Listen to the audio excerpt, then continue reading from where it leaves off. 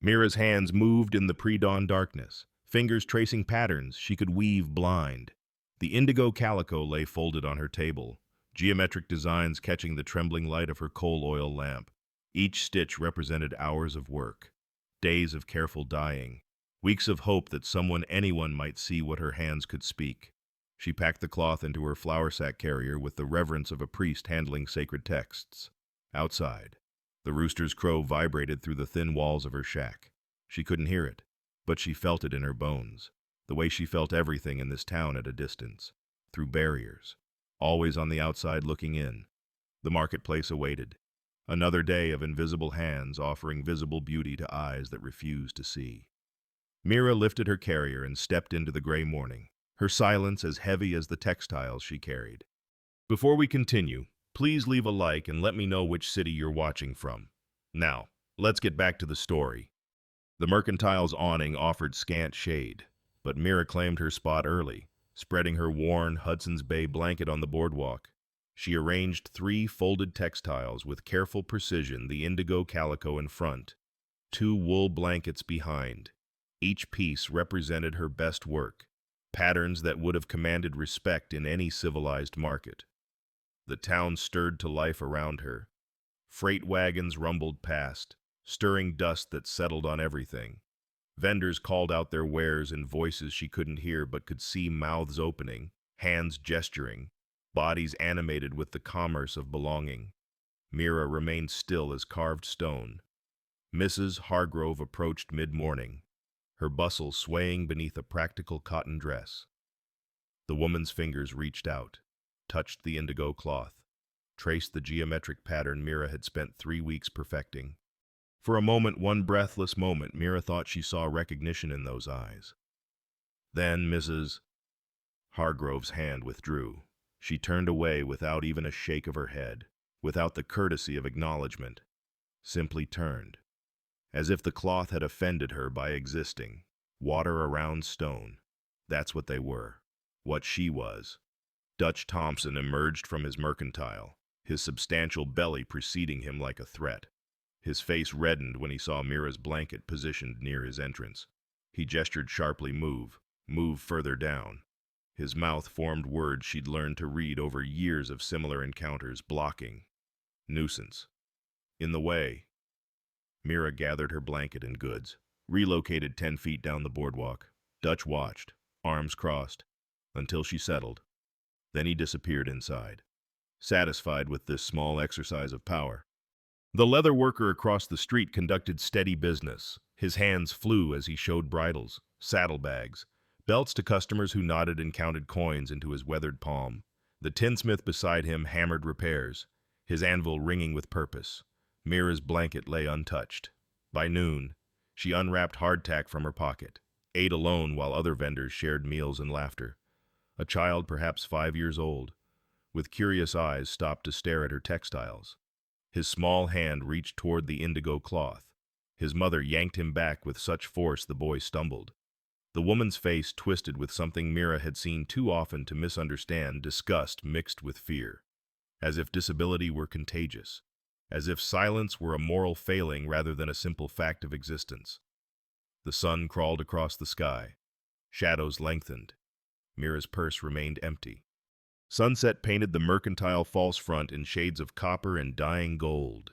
Mira folded her textiles with the same care she'd used that morning, though now her movements carried the weight of another failed day.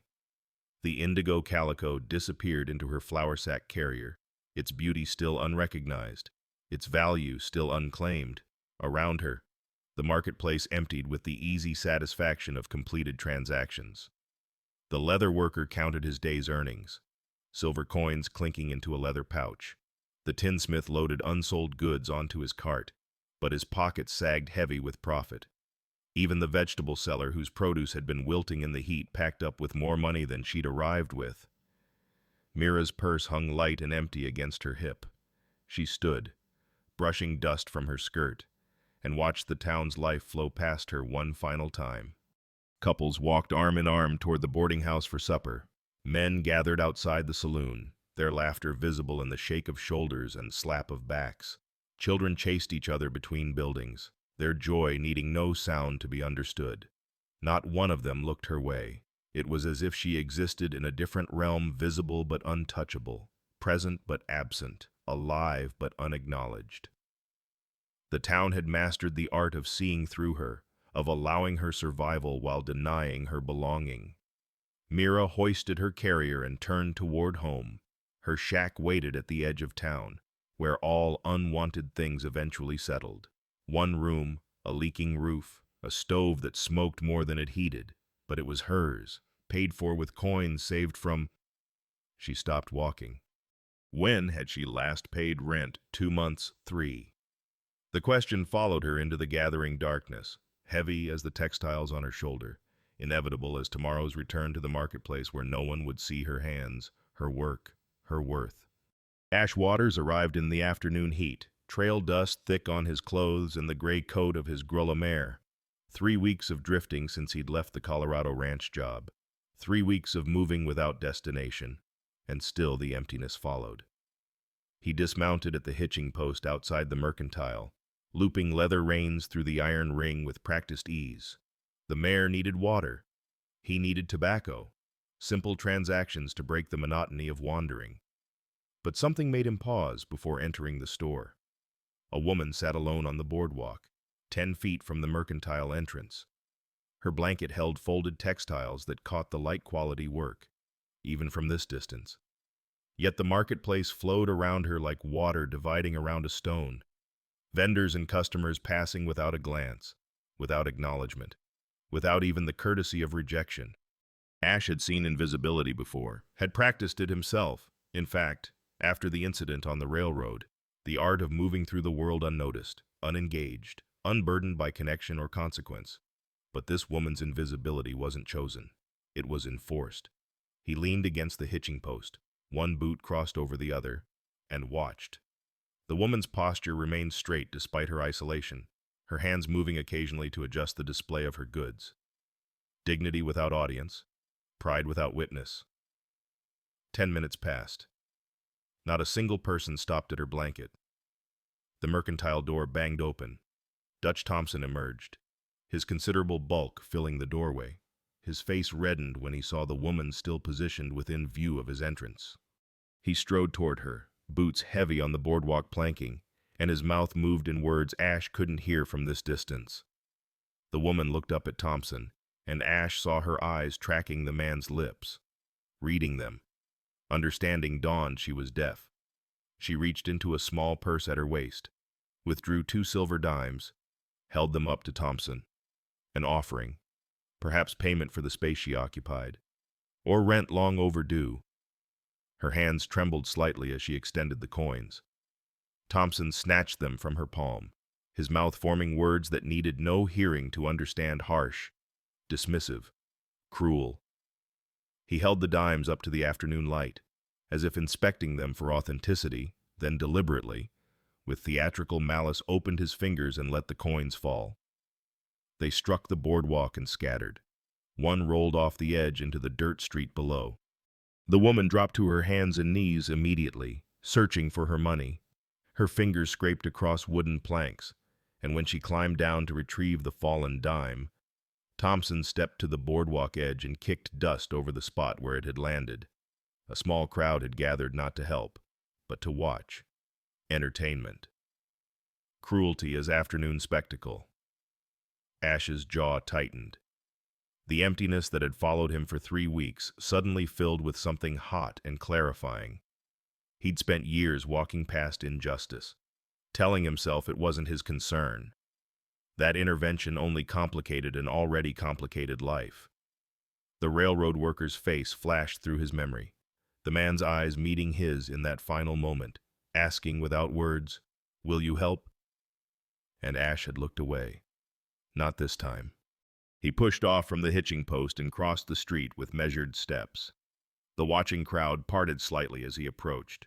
Sensing something in his bearing that commanded space, he knelt beside the woman in the dirt, his knees pressing into dust and horse droppings, and began searching for coins. His calloused fingers found them one by one, a dime partially buried, another lodged against a wagon wheel rut. Pennies he suspected Thompson had added to the woman's humiliation. He collected each piece of silver and copper, wiped the dust away on his vest, and stood. Thompson loomed above them, arms crossed, satisfaction smug on his heavy features. Ash met his eyes and held them, said nothing, just stood there, dust on his knees, coins in his palm, and stared until Thompson's smugness cracked into uncertainty. The man shifted his weight, uncrossed his arms, took one step backward, then another, finally turned and retreated into his mercantile, the door slamming behind him with impotent anger. The crowd dispersed, disappointed by the lack of further entertainment. Ash turned to the woman. She'd risen from the dirt, her skirt dusty, her face carefully expressionless. He opened his hand, revealing 7 coins total her money and whatever else Thompson had scattered. The silver caught the afternoon light, glinting clean despite their journey through dirt. He extended his hand to her, palm up, an offering without condescension. She stared at the coins, then at his face, her eyes searching for intent, for mockery, for the catch that surely existed in any stranger's kindness. Ash spoke slowly, clearly, knowing she'd need to read his lips. "You're coming with me." Her eyes widened. "Nobody sees you here anyway," he continued, his voice quiet but certain. "There's a better place. I'll show you." For a long moment, she didn't move. Her hands remained at her sides, her body frozen between flight and fragile hope. Then, slowly, she reached out and took the coins from his palm. Her fingers brushed his skin briefly. Work roughened, touching, work roughened. Survivor recognizing survivor. She nodded once, a single, deliberate dip of her chin. Agreement. They walked west in silence, leaving the town behind as afternoon shadows stretched long across the prairie. Mira carried her flour sack bundle of textiles, her steps careful on the uneven ground. Ash led his Grulla by the reins, the animal's hooves making soft percussion in the dirt. He didn't attempt conversation during the journey, sensing that this woman had endured enough words, heard or unheard, for one day. The land rose gradually beneath their feet. Buffalo grass gave way to taller growth as they climbed, and wildflowers dotted the hillside in late-season blues and yellows. 2 miles from town, the character of the landscape shifted. A natural hollow opened before them, sheltered from wind, blessed with resources that spoke of permanence. A spring-fed creek curved through the hollow's heart, water running clear over smooth stones. Cottonwood trees clustered along the banks, their leaves rustling in the breeze Mira couldn't hear but could see green and silver flickering in the lowering sun. The air felt different here, cleaner, less burdened by judgment. Ash stopped at the creek's edge and gestured for Mira to do the same. He knelt, cupped water in his palm, drank to demonstrate its purity. Then he looked up at her and spoke slowly, his lips forming words with careful deliberation. "This is good water, year-round, never runs dry." She watched his mouth, understanding beginning to dawn in her eyes. He stood and walked the perimeter of the hollow, pointing out features like a man inventorying resources. The cottonwood grove for shade and building material, the open grass for what? She wasn't certain yet. He returned to where she stood and gestured toward the main trail visible in the distance. "Merchant trains," he said, speaking slowly again. "They pass through twice each month, Denver to Santa Fe. They stop here for water." Mira's brow furrowed, not comprehending his intent. Ash picked up a stick and knelt in a patch of bare dirt near the creek. He began sketching rough lines that gradually took shape. An A-frame structure, horizontal bars, the unmistakable design of a weaving loom. Her breath caught. She knelt beside him, staring at the diagram scratched in dirt. Her fingers reached out tentatively, traced the lines he'd drawn. And when she looked up at him, her eyes held a question too large for lip reading. "I'll build it," Ash said. "You can work here, sell to the merchants when they pass. Fair trade, no more." He paused, searching for words that wouldn't require her to remember Thompson's cruelty. No more marketplace. Mira's hands moved to her throat, pressing against the silence that lived there. Her eyes filled but didn't spill. She nodded once, twice. Unable to stop the motion, unable to contain the sudden expansion of possibility flooding through her chest. Ash stood and offered his hand. She took it, letting him pull her to her feet, and for a moment they stood there in the golden afternoon light, strangers bound by an unspoken covenant he would build. She would create, and together they would prove that invisibility was not destiny. The sun dropped toward the horizon while Ash worked.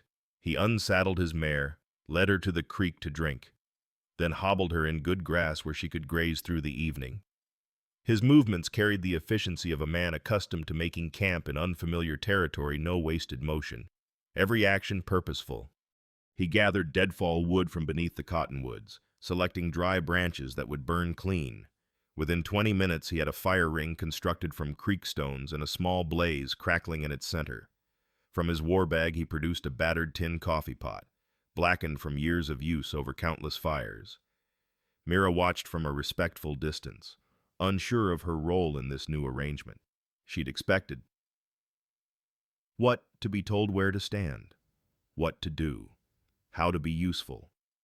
But Ash simply worked, occasionally glancing her way with neither expectation nor demand. He filled the coffee pot from the creek, added a handful of Arbuckle's grounds from a small cloth sack, and set it at the fire's edge to boil.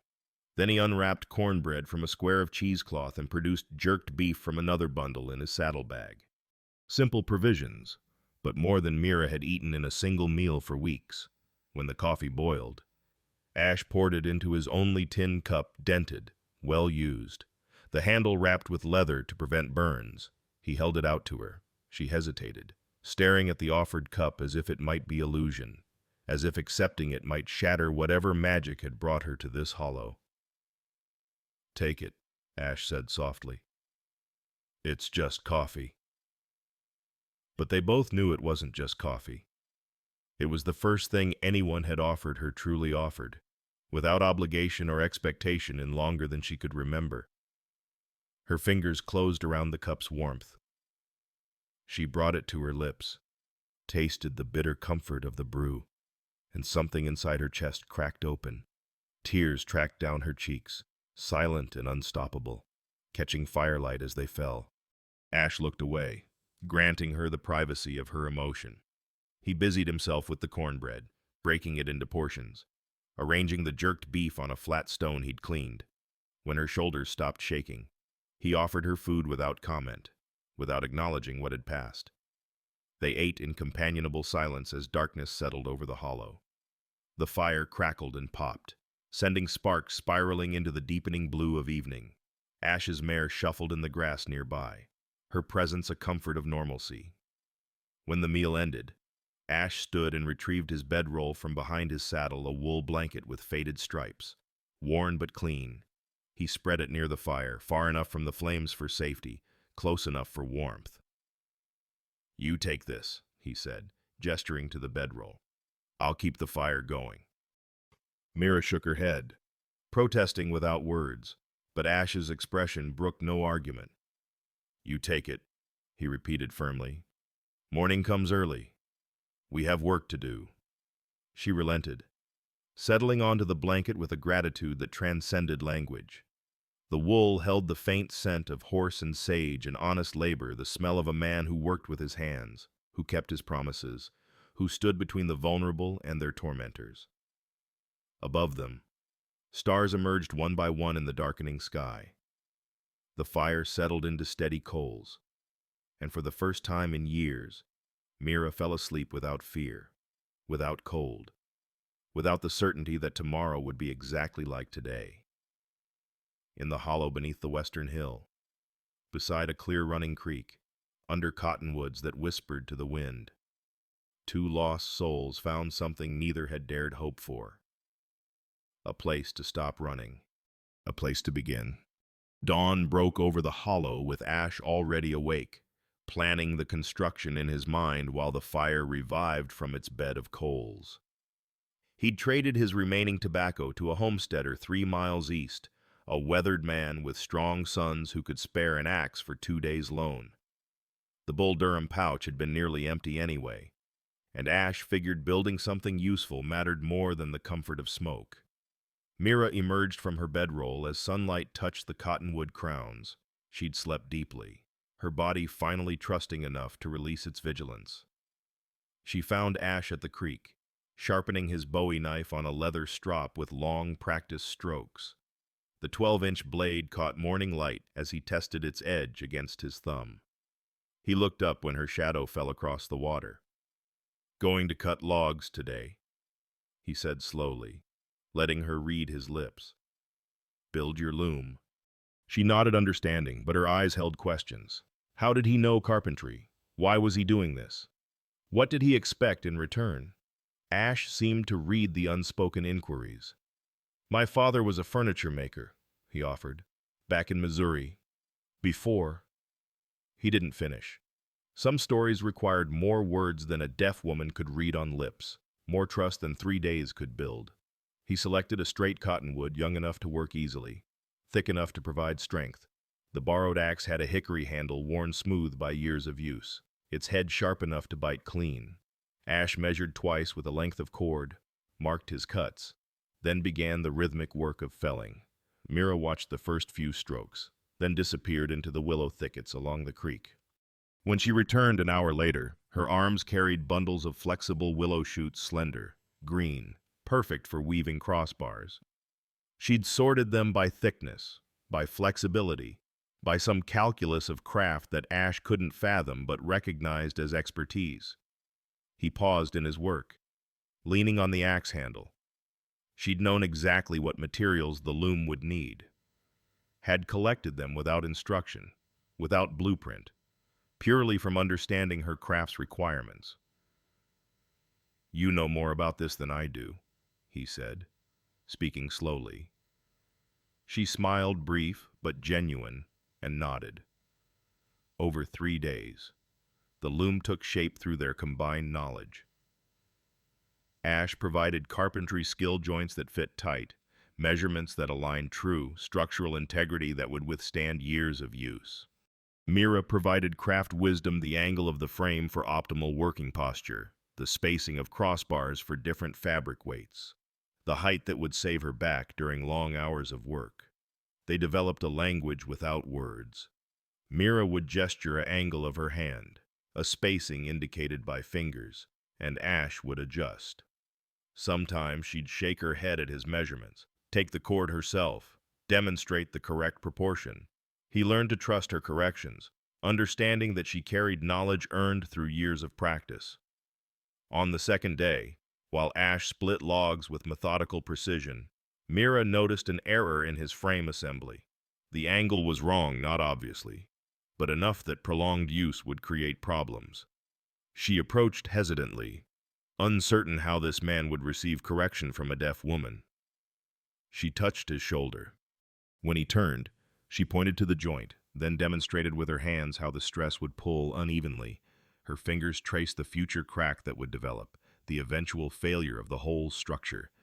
Ash studied her gestures, then examined his work with fresh eyes. "You're right," he said. He disassembled the joint without irritation, without wounded pride. "Show me the correct angle." She did. He rebuilt it according to her instruction. The frame stood stronger for her knowledge. That evening, sitting by firelight, Ash carved wooden heddles small, essential pieces that would guide the warp threads. His bowie knife moved with surgeon's precision, shaving away excess wood, creating the smooth surfaces necessary for thread to slide without catching. Across the fire, Mira prepared wool for eventual weaving, carding it, sorting by quality, separating what would become sturdy work cloth from what might create something finer. They'd fallen into rhythm. Ash hunted each morning before construction, bringing back rabbit, prairie chicken, once a young pronghorn. Mira prepared meals while he worked. And when the day's building ended, they shared food in companionable silence. He'd constructed a lean-to on the third-day canvas tarp stretched over a willow frame, creating shelter against weather and providing Mira privacy. He maintained careful distance, respecting boundaries, never presuming familiarity beyond what partnership required. On the fourth morning, Ash secured the final crossbar. The loom stood complete, an A-frame structure taller than Mira, sturdy as anything her parents might have owned back when she still had parents, when the world still held space for her. He stepped back, assessing his work with critical eye, finding it adequate if not perfect. Then he noticed Mira standing motionless 10 feet away, staring at the loom with an expression he couldn't immediately identify. "Something wrong?" he asked. "We can adjust," but she was already moving toward it. Her hands reached out tentatively, as if the structure might dissolve at her touch, might prove to be dream rather than reality. Her fingers traced the joints where he'd fitted wood to wood. She tested the crossbar's strength with gentle pressure. She ran her palm along the smooth surfaces he'd sanded with creekstone and patient repetition. This was the first tool anyone had ever built specifically for her. Not handed down, not borrowed, not salvaged from someone else's abandoned life. Built new, built right, built with her craft's specific requirements in mind. Her hands moved over the frame with something approaching reverence. She turned to Ash, and her eyes spoke what her voice couldn't: gratitude beyond language, recognition of gift beyond measure. Ash cleared his throat, uncomfortable with the weight of her emotion. "It's just wood," he said gruffly. "You'll make it something useful." But they both knew better. He gestured toward the loom. "Show me how it works." She startled. In all her years of weaving, no one had asked about her process. People bought finished goods, or they didn't. The making itself held no interest for them, only the product mattered, and even that rarely enough to part with coin. Ash pulled a piece of deadfall over to serve his seat and settled himself like a student before a teacher. "I don't understand weaving," he said slowly. "Show me." So she did. Her hands moved through the explanations, setting warp threads, demonstrating the path of weft, showing how tension and spacing created different fabric qualities.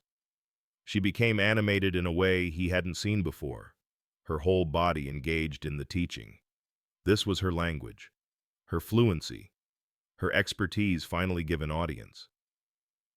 Ash watched with genuine interest, asking questions through gesture when he didn't understand, nodding when clarity emerged. He wouldn't become a weaver, his hands were meant for other work, but he learned enough to appreciate the complexity of her craft. The years of knowledge compressed into each length of cloth. As afternoon faded, Ash broached the practical concerns. He spoke slowly, making sure she caught every word. "Merchant caravans pass twice monthly, Denver to Santa Fe route. They stop here for water." He paused, letting her process. "They need goods, practical things. Blankets for cold nights, horse blankets, sturdy cloth for wagon repairs." Mira's face showed understanding and something else: calculation, planning. "Your art pieces," Ash continued. "The fancy patterns, save those. Sell what travels well first, build reputation. Then you can sell what you love to make."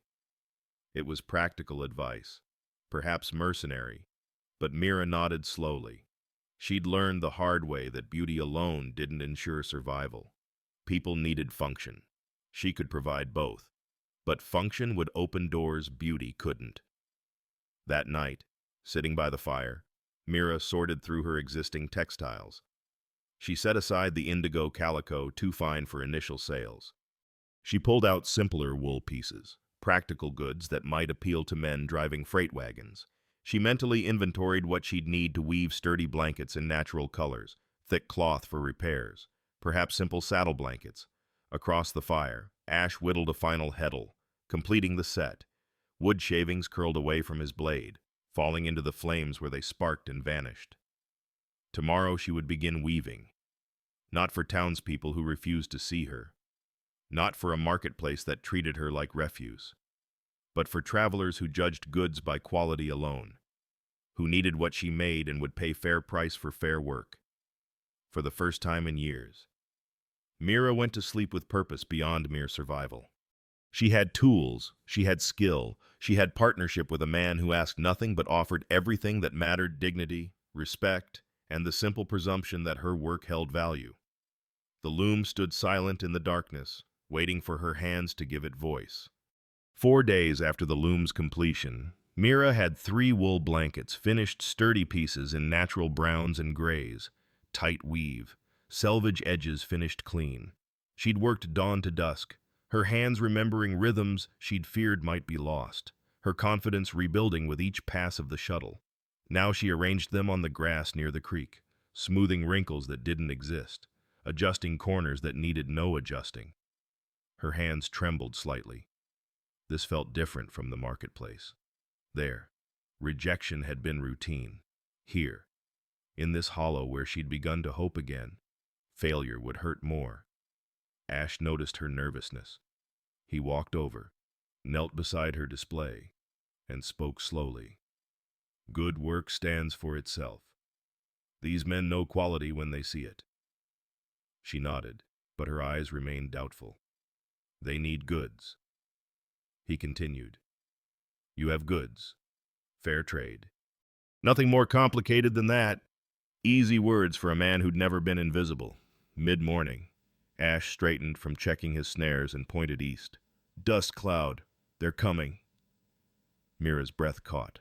Her hands moved immediately to the blankets, checking them one final time, then to her hair, her dress, as if appearance might somehow compensate for silence, for difference, for all the ways she'd learned she didn't fit. Ash touched her shoulder gently. "Remember, let the work speak." The dust cloud resolved into shapes 5 freight wagons, Conestoga style, with canvas tops bleached pale by sun and weather. The sound of their approach harness chains jingling, wheels creaking. Teamsters calling to their horses was lost to Mira, but she felt the vibration through the ground, saw the visual chaos of their arrival. The lead wagon pulled to a stop near the creek. A weathered man in his 50s climbed down from the seat, moving with the stiffness of someone who'd spent too many hours bracing against wagon sway. He had the look of someone who'd seen most of what the frontier offered and found little of it surprising. Ash approached him while Mira hung back, uncertainty rooting her feet. "Name's Ash Waters," he said, extending his hand. "That's Mira. She's a weaver-skilled one, has goods you might need." The man, Caleb. He introduced himself, shook Ash's hand while his eyes tracked to Mira and the blankets spread on the grass. "Always need blankets. Nights get cold between here and Santa Fe." "She's deaf," Ash said matter-of-factly, without pity or apology. "Reads lips if you speak slow and face her. Does fine work. Fair prices." Caleb nodded, absorbing this information without visible reaction. He'd hauled freight through Indian Territory, survived drought and flood and the 1,000 unpredictable dangers of the merchant roads. A deaf weaver barely registered on his scale of peculiarity. He walked to where Mira stood, her posture straight despite her nervousness. "May I examine your work, ma'am?" Mira caught the words on his lips and nodded permission. Caleb knelt beside the blankets, and his hands moved with the assurance of someone who knew textiles. He tested the weave tightness between thumb and forefinger, checking for gaps that would allow wind through. He examined the selvage edges, the finished sides, where amateur work often revealed itself through loose threads or irregular tension. He held one blanket to the light, looking for thin spots, for inconsistency, for the shortcuts that marked inferior goods. His examination lasted 5 minutes. Thorough, professional, the kind of scrutiny that recognized another professional's work. When he looked up at Mira, his face held respect. "Finest weaving I've seen this side of Taos," he said slowly, making sure she saw his words. "What are you asking?" Mira's hands fluttered uncertainty. She'd never negotiated price successfully, never been treated as equal in commerce. Ash stepped forward but didn't speak for her. Instead, he gestured to Mira. "Your sale, your price." She held up fingers. One hand, all 5 digits. Then 3 more. $8 for 3 blankets. Caleb considered, his face neutral. Then he shook his head. Mira's heart sank too much. She'd asked too much. "Can't pay 8," Caleb said slowly. "These are worth more. I'll give you 12. $4 each. That's fair price for this quality." Mira stared at him, certain she'd misread his lips. No one had ever offered her more than she asked. Caleb pulled silver dollars from a leather pouch at his belt, Morgan dollars, heavy and substantial in his palm. He counted out 12 coins, then reached for Mira's hand and placed them directly in her palm. Not handed to Ash for distribution, not set on the ground between them, given to her directly, acknowledging her as the transaction's principal. "Fine work, ma'am," he said clearly, making sure she caught every word. "We'll stop next month, assuming you'll have more goods." Mira nodded, her throat tight with emotion she couldn't voice. "Good." Caleb picked up all 3 blankets, then paused. "You make saddle blankets thick ones, double weave. I've got drivers who'd pay well for that. Horses' backs get torn up on long hauls." Again, Mira nodded. "I'll bring the measurements next trip." He tipped his hat to her, then to Ash. "Waters, ma'am." The other drivers had been watching this exchange with interest. 2 of them approached while Caleb returned to his wagon. They purchased smaller items Mira had brought from town potholders woven from scrap wool, a small bag she'd made from remnant threads. 4 more silver dollars changed hands, each transaction conducted with courtesy, with Mira as the direct recipient. By the time the freight wagons rolled out an hour later, Mira held 16 silver dollars more money than she'd earned in the previous 2 months combined. More importantly, she held something that couldn't be measured in coins recognition: fair trade. The simple dignity of work valued and compensated honestly. She stood watching the wagons disappear toward the western horizon, coins clutched in one hand, tears tracking down her face for the second time since arriving at this hollow. But these tears felt different, not grief or fear or exhausted relief, something closer to vindication, to belonging in the economy of human exchange. Ash walked over, carrying the wire rabbit snare that had yielded their dinner. "Told you," he said simply. "Good work speaks for itself." She turned to him, held out $8, half the take. Fair division of partnership. He closed her hand around the coins gently, pushing them back. "Your work. Your money. I ate my share in your stew last night." For a moment they stood there, 2 people who'd been lost, finding themselves in unexpected partnership. Then Mira did something she hadn't done in years. She laughed. No sound emerged, but her shoulders shook, her face transformed, her whole body expressing joy she'd forgotten was possible. Ash's mouth quirked into a rare smile. Not quite a laugh, but close. Something warm that softened the hard lines years of drifting had carved into his face. That evening, she cooked rabbit stew in Ash's cast-iron Dutch oven meat from his snare, wild onions and prairie turnips she'd gathered from the hollow, seasoning from the small stores he carried. She measured water carefully with a battered coffee tin, added each ingredient with the same precision she brought to weaving. They ate as the sun set, painting the cottonwoods gold and crimson. 16 silver dollars lay between them on a flat stone, evidence of transaction, of value recognized, of a deaf woman's work finally seeing honest light. Mira touched the coins occasionally during the meal, as if confirming their reality, each time. Ash pretended not to notice, granting her the privacy of her wonder. When full darkness settled and the fire burned low, Mira returned to her lean-to with the coins wrapped carefully in cloth. Tomorrow she'd begin weaving saddle blankets, double weave, thick and sturdy, sized to protect horses' backs during long freight hauls. She had customers now, real customers who'd return monthly, who valued her work, who saw her hands instead of her silence. In the hollow beneath the western hill, beside a clear creek that never ran dry, a weaver had found her voice in the language she'd always spoken, the warp and weft of wool, the honest trade of skill for coin, the simple dignity of work that needed no hearing to be heard. 3 weeks had passed since the first merchant caravan, The hollow had developed rhythms patterns of daily life that felt almost like permanence.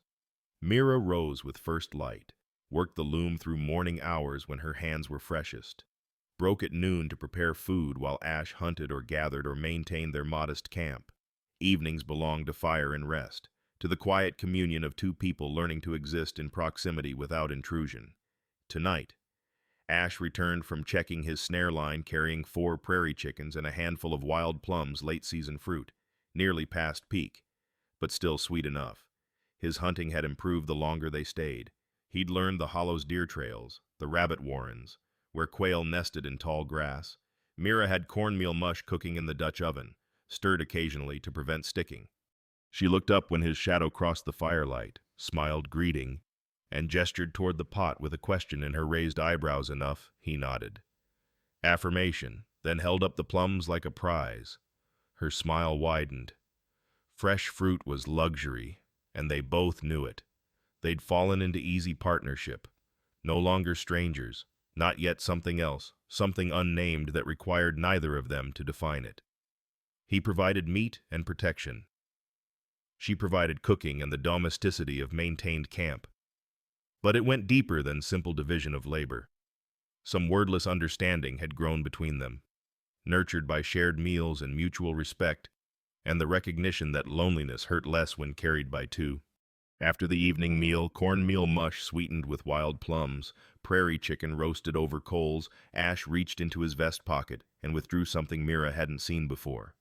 A harmonica, dented and old, its metal surfaces dulled by years of handling.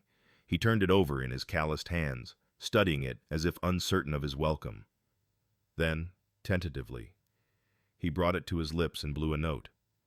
The sound cracked, uncertain, out of practice. Mira felt the vibration more than heard it, but her face showed curiosity. She set down the tin plate she'd been cleaning and moved closer to where he sat. Ash tried again, finding his way back into muscle memory buried under months of silence.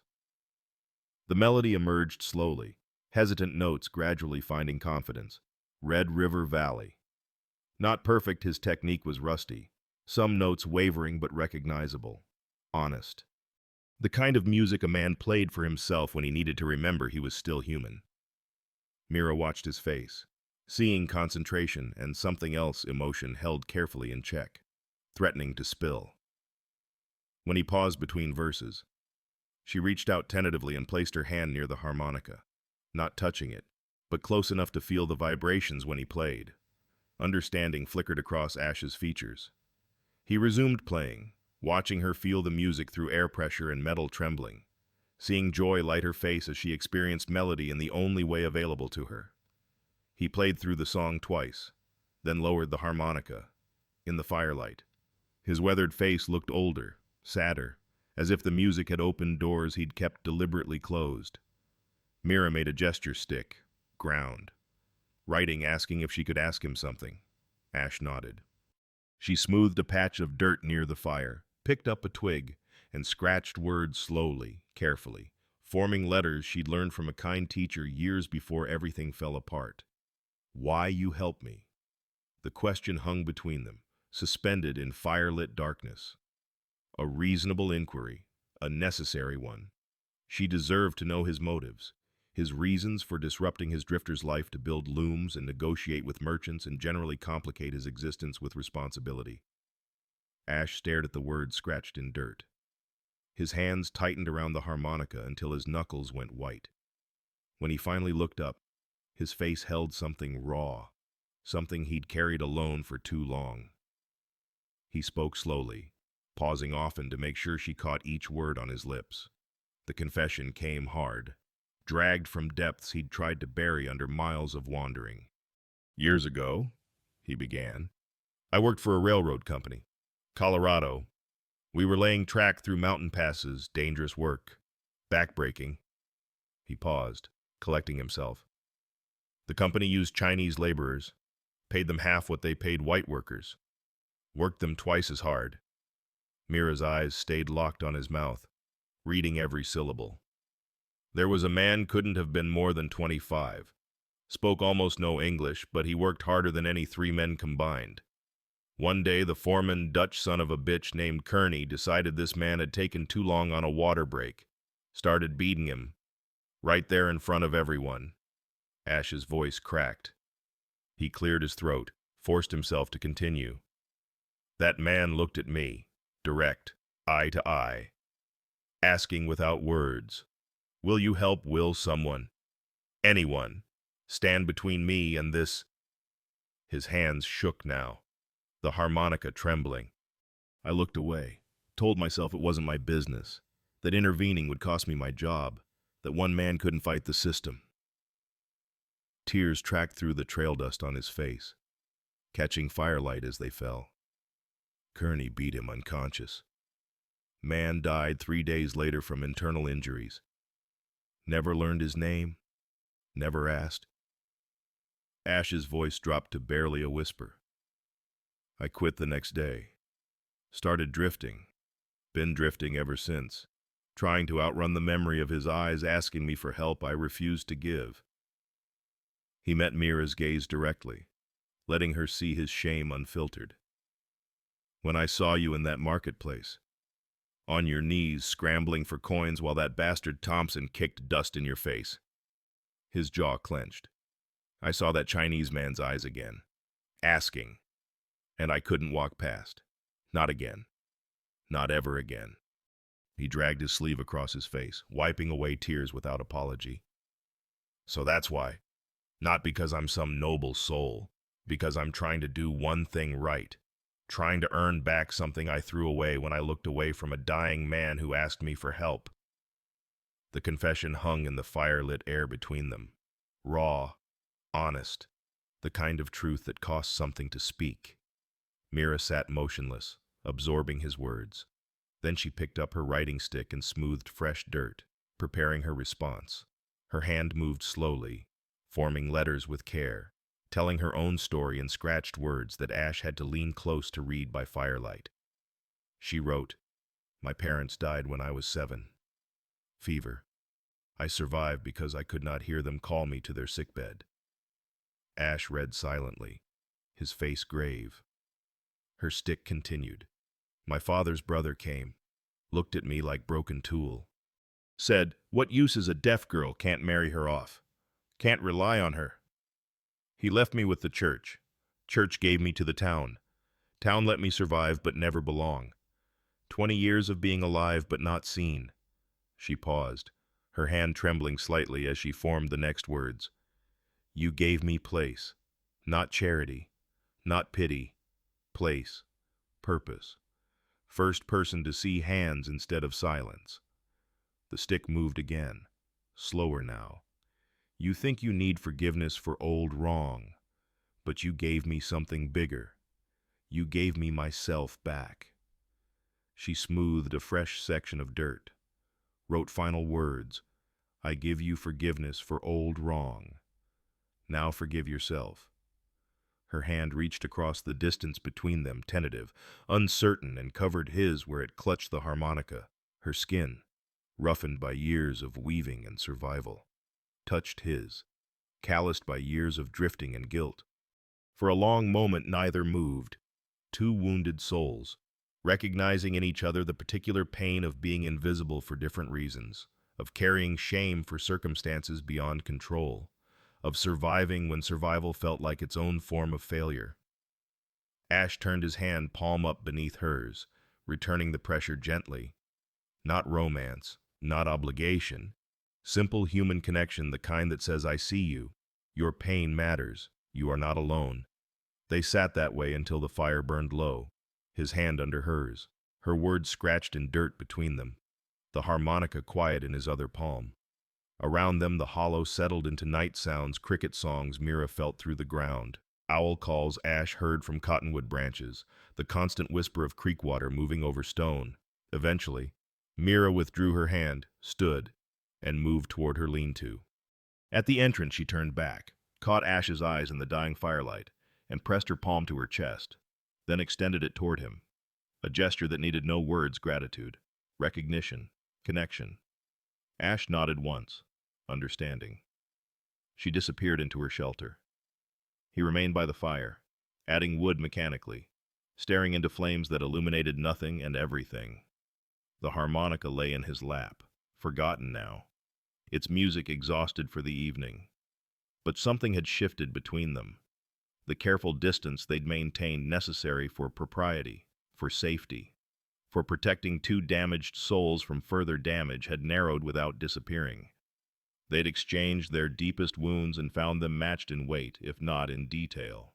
In the morning, they would return to the comfortable rhythms of partnership. She would weave, he would hunt. They would share meals and maintain careful boundaries, but tonight, they'd shed the armor all survivors wear, if only briefly, if only for each other. The fire burned down to coals. Ash finally moved to his bedroll, positioned as always at respectful distance from Mira's shelter. Above, stars wheeled through their eternal patterns, indifferent to human pain, indifferent to human healing. But in the hollow beneath the western hill, two people slept better than they had in years, their secrets spoken, their burdens shared, their isolation fractured by the dangerous, necessary act of being truly seen. The morning began with deceptive peace. Mira worked at her loom in the slanting light of early sun, her shuttle passing through warp threads with practiced rhythm. She was 3 days into a saddle blanket commission double weave, thick enough to cushion a horse's back during long freight hauls. The work required concentration, precision, the kind of focused attention that made hours disappear. Ash sat near the lean-to mending tack his mare's bridle had developed wear on the leather where the bit rings attached. He worked saddle soap into the material, softening it before stitching repairs with a leather needle and waxed thread.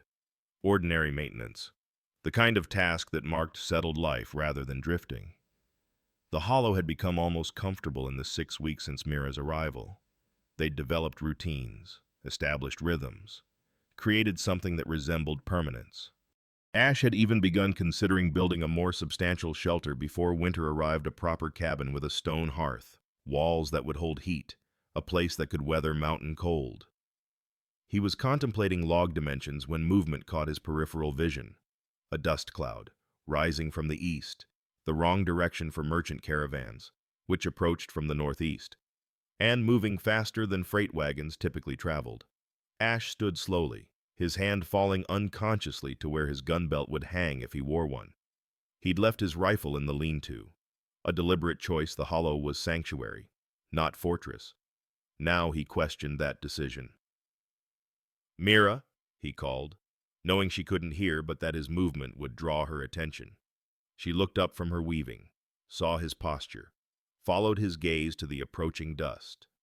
Her face went still, all animation draining away, replaced by the careful blankness he'd seen that first day in the marketplace. The expression of someone who'd learned to protect herself through invisibility. 4 riders emerged from the dust cloud, mounted on quarter horses compact, muscular animals bred for quick bursts of speed. The lead rider sat tall in his saddle despite his substantial bulk, Dutch Thompson. Beside him rode Silas Crane, Mira's former landlord, a pinch-faced man whose mouth seemed permanently set in disapproval. 2 other townsmen flanked them, their faces unfamiliar to Ash but their postures unmistakably hostile. All 4 men wore their Sunday clothes, wool vests over work shirts, suspenders visible, Stetson hats blocking the climbing sun. This wasn't casual riding. This was official business, or at least the frontier approximation of it. Ash noticed Winchester rifles secured in saddle scabbards, though none of the men had hands near their weapons. Yet. The riders stopped 20 feet from the camp, their horses stamping and blowing after the hard ride. Dutch Thompson dismounted with the heavy deliberation of a man comfortable with his authority, real or imagined. The others followed his lead, fanning slightly to present a unified front. Ash moved to position himself between the riders and Mira's loom, not aggressive, not threatening, simply present, creating space. His hands hung loose at his sides, visible, demonstrating he held no weapon, but his stance communicated clearly, "You go through me to reach her." "Waters, isn't it?" Dutch called out, his voice carrying across the hollow. "Heard you were camping out here. Heard you took something that doesn't belong to you." "Took nothing but trouble off your hands," Ash replied evenly. "Woman wanted to leave. Free country. She left. Dutch's face reddened, the color rising from his neck like mercury in a thermometer. That woman owes money. Back rent to Silas here. Nuisance fees to me for blocking my storefront. Damages to town property. Silas Crane nodded vigorously, his pinched face tight with righteous indignation. 3 months back rent, $12 total. She left owing. Ash glanced back at Mira. She stood now, shuttle still in her hands, watching the men's lips move but unable to catch words from this distance. Her knuckles had gone white around the shuttle's smooth wood. She owes nothing, Ash said. Turning back to face the riders, his voice remained calm. But something in his tone had shifted, acquired an edge that suggested steel beneath the surface courtesy. Check your ledgers again. Check what you actually provided versus what you claimed. And those nuisance fees. He let contempt color the words. Extortion by another name. Thompson's hand twitched toward his belt. Not toward a weapon he wore, none visible, but the gesture itself revealed his instinct toward violence, quickly checked by circumstance and audience. Big words from a drifter, Thompson sneered. You think you can set up camp on town land, take a town woman, and face no consequences. This isn't town land, Ash countered. Open range. Water rights belong to whoever uses them. We're using them.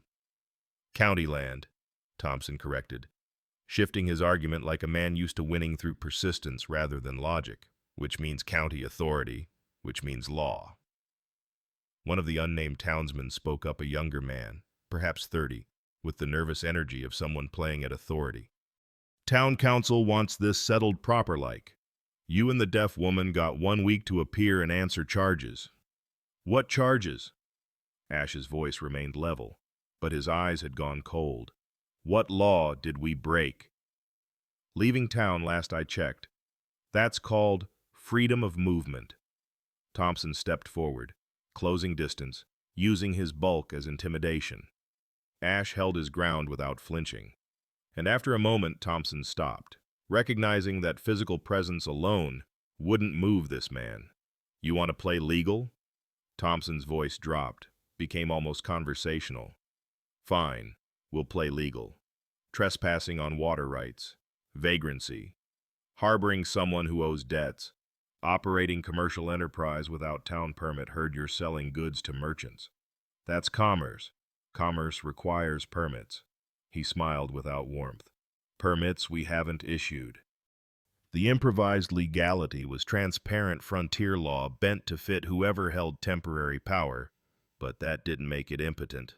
Small-town authority, informal as it was, could summon county sheriffs, could create official-sounding troubles that would drive them from the hollow as effectively as violence. Ash heard Mira move behind him. He risked a glance back. She'd set down her shuttle and stood with her chin raised, her posture straight despite her fear. She met his eyes briefly, and what he saw there surprised him, not panic, but determination. She'd run once. She wouldn't run again. He turned back to Thompson. 1 week, you said. To appear before what, a town council? You got jurisdiction out here. County sheriff will be there, Thompson replied smoothly. Proper legal authority. You don't show. He'll come here. And when law arrives with rifles, well... He let the implication hang. Rather avoid unpleasantness, appear voluntarily, answer questions, settle debts. Then you can go back to your... He waved dismissively at the loom, the lean-to, the modest camp. Whatever this is, Silas Crane spoke again, his voice reedy with malicious satisfaction. Should have thought about consequences before running off. Girl. He addressed Mira directly despite knowing she couldn't hear him, volume rising as if deafness were a listening problem rather than physical reality. Should have paid what you owed. Ash's jaw clenched, but he kept his voice controlled. She paid, every month she could. What she earned from weaving, which wasn't much thanks to you bastards treating her like garbage, went straight to rent and your invented fees. She's paid triple what she owed in human dignity alone. Thompson's expression hardened. 1 week, town council, noon. Don't make us come back out here. He remounted with the creaking protest of leather and settled weight. The other 3 riders followed suit. For a moment the 4 men sat their horses, looking down at Ash and Mira with expressions ranging from Thompson's hostile satisfaction to Crane's petty vindictiveness, to the younger men's uncertain participation in something that probably felt wrong but was easier to follow than resist. Then Thompson wheeled his horse and spurred it harder than necessary. The animal leaped forward, and the other 3 riders followed. Within moments they were receding toward town, dust rising in their wake, the sound of hoofbeats fading into the morning's resumed stillness. Ash stood motionless until the dust settled. Behind him, he heard Mira's footsteps approach soft, careful, coming to stand beside rather than behind him. When he looked down, her face showed no tears, no panic, just quiet fury and something else resolve.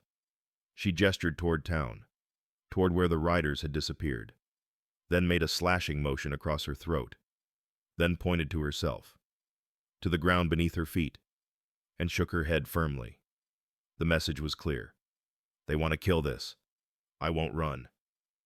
We'll fight it, Ash said slowly, making sure she read his lips.